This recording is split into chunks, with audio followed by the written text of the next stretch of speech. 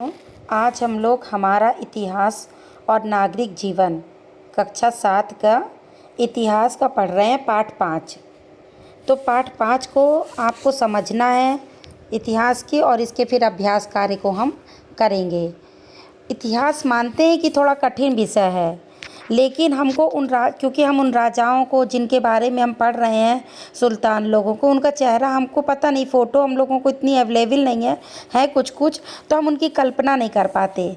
लेकिन हम उसको अगर एक कहानी की तरह समझेंगे तो हमको इतिहास भी बहुत अच्छी लगेगी। और जो जो गलतियाँ हमारे राजाओं महाराजाओं ने कर दी है, जिसके कारण हम गुलाम हुए, उसको हमको जानना बहुत ज़रूरी है, ताकि भविष्य में ऐसा कुछ ना होने पाए, हम अपने देश की रक्षा कर सकें।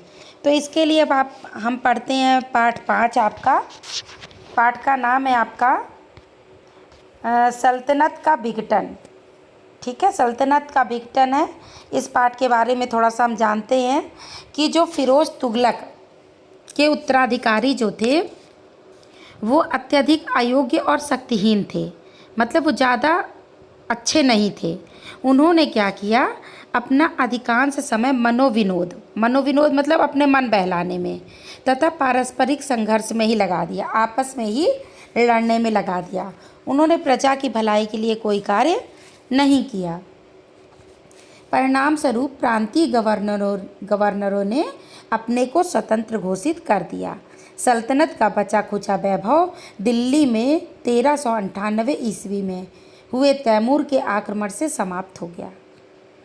तो अब देखिए, तैमूर का आक्रमण कब हुआ, क्यों किया तैमूर ने आक्रमण, ये सब आपको जानना बहुत ज़रूरी है। ये तैमूर का चित्र भी आपके इसमें दिखाया जा रहा है, आप इसको कल्पना कर सकते हैं। सन 1398 में उत्तर भारत पर फिर मध्य एशिया की सेनाओं का आक्रमण हुआ।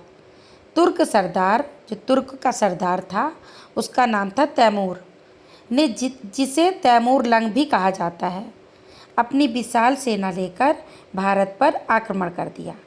आक्रमण का उसका उद्देश्य क्या था, उसने किस लिए भारत पर आक्रमण किया था? तो जो उसके भारत पर आक्रमण करने का उद्देश्य था, वो केवल भारत पर आक्रमण किया, उसका उद्देश्य था खूब सारा धन लूट के ले जाना, माल लूट करके मध्य एशिया लौट जाना। तैमूर के सैनिकों ने दिल्ली में प्रवेश किया, उन्होंने नगर को लूटा और नगर निवासियों की हत्या की। जब उन्होंने पर्याप्त मात्रा में धन लूट लिया, बहुत सारा धन इकट्ठा कर लिया, तब वे समरकंद लौट गए।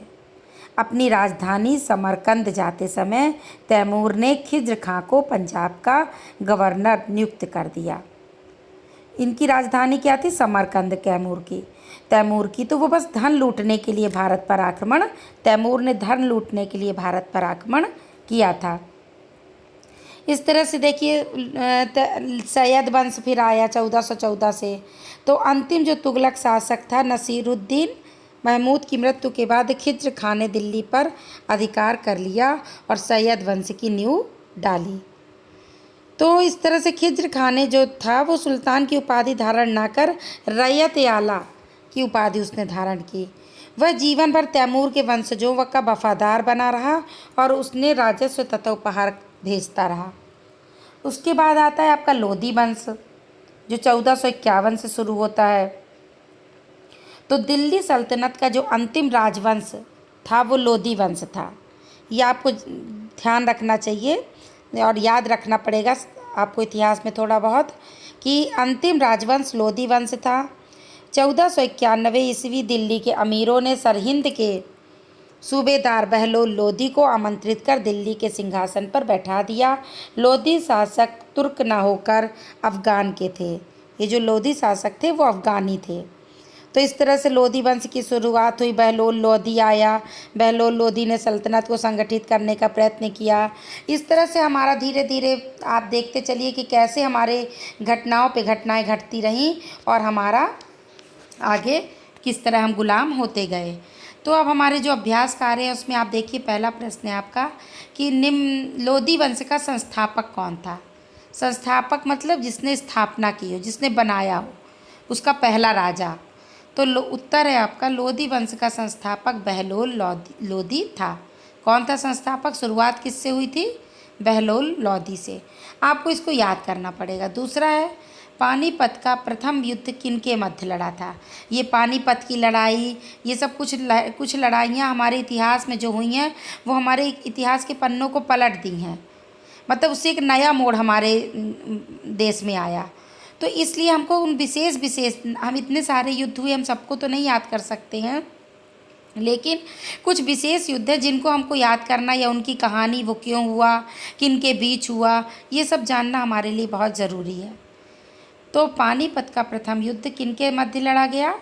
उत्तर है पानीपत का प्रथम युद्ध बाबर और इब्राहिम लोदी के मध्य लड़ा गया।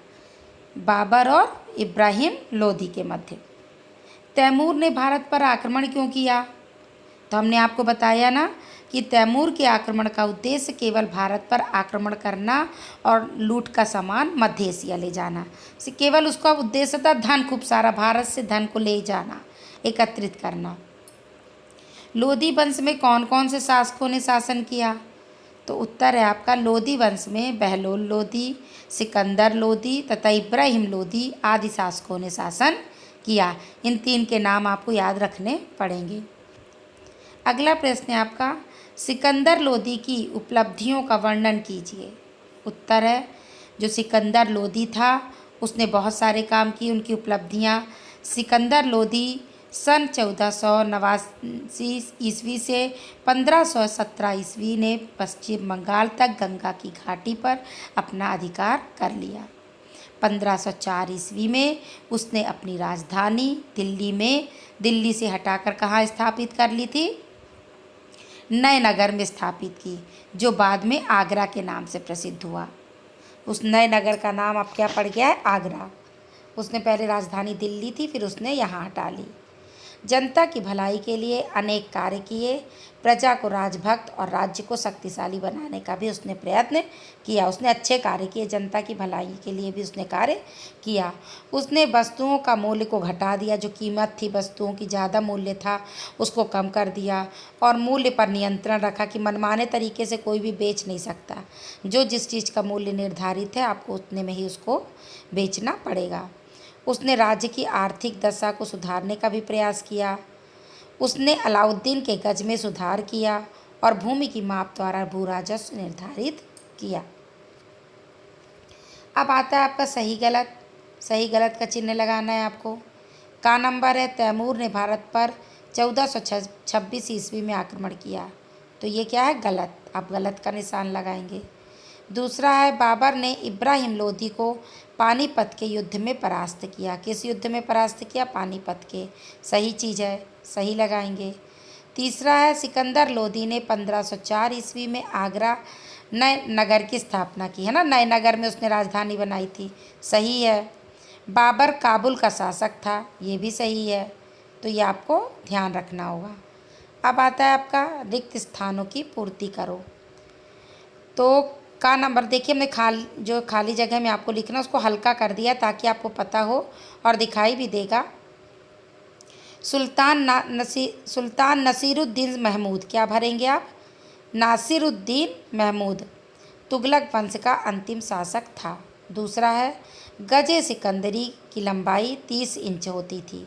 कितनी होती थी, 30 इंच। गा नंबर है तैमूर की राजधानी समरकंद थी। क्या नाम था तैमूर की राजधानी का, समरकंद। चौथा है सैयद वंश की स्थापना खिज्र खान ने की थी। किसने की थी, खिज्र खान ने। इस तरह से आपका ये चैप्टर समाप्त होता है। अगर आपको कहीं भी दिक्कत आए तो पूछिए। आप इतिहास पे थोड़ा सा आपको मेहनत करनी पड़ेगी, दिमाग में याद रखना पड़ेगा कि किस वंश के बाद कौन वंश आया, कौन सा राजा आया। ये सब थोड़ा सा कठिन है मानते हैं, लेकिन अगर एक बार आपने इंटरेस्ट जगा लिया तो आपको बहुत जल्दी से ये याद हो जाएगा। धन्यवाद।